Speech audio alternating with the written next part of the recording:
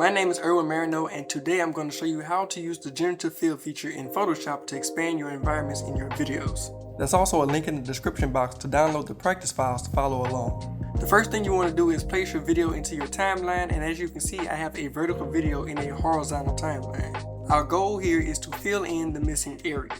What's very important at this point is that you do any color adjustments that you're going to do before you do this next step. Once that's done, you're going to hit this button to take a screenshot that we're going to save as a photo.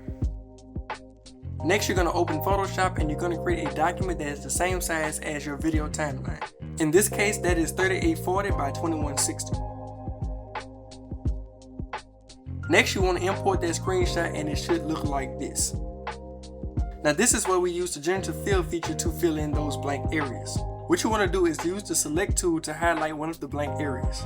Once you do that, an option for generative fill will appear at the bottom. Now in this window, you can fill out any specific request you may have for it to generate, or you can just click the generate button and let it figure it out on its own. Once that's done, Photoshop should give you a few options on what it thought to fill in that area with. I'm going to go with this one, and you can repeat the same process for the other blank area on this photo.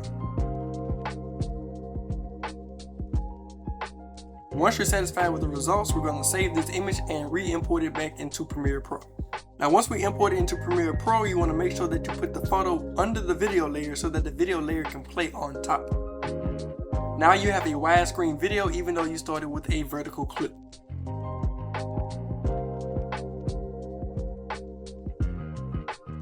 You can download the practice file with the link in the description to follow along and to learn more productivity tips on the Adobe Creative Cloud YouTube channel.